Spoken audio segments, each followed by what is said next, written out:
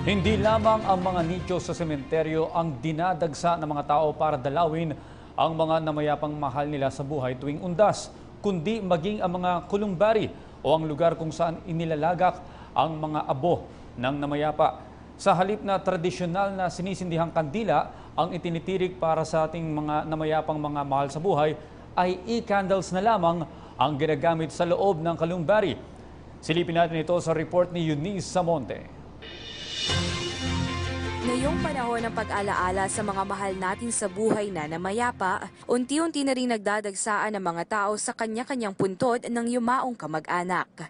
Bukod sa mga nicho at sementeryo, dinarayo na rin ngayong undas ang ilan sa mga kolumbari o yung lugar kung saan inilalagak ang mga abo ng mga namayapa. Kagaya na lamang ng St. Therese Memorial Columbarium na mayroong 5,000 nakalibing na abo. Ayon sa Senior Vice President nito, marami na rin na naiengganyo sa ideyang ito dahil bukod sa walang monthly maintenance ay maaaring iuwi ang abo ng mga namayapa kapag may okasyon sa pamilya. Here you can practically hold your departed loved ones because there is this urn that you get to see, you can open. 4 na abo na namayapa ang maaaring ilagay sa isang vault kagaya nito na nagkakaiba-iba ng presyo depende sa pwesto na pipiliin na aabot mula 35,000 hanggang 200,000 pesos. Isa sa mga nauusong paraan ng paglilibing ngayon ay yung columbari o yung tila by condominium style na paglilibing sa mga abo ng namayapa kagaya nito. Kakaiba man para sa iba, praktikal naman ito para sa iilan. At pagsapit nga ng Oktubre at 30, nagsisimula ng dumagsa ang mga tao rito.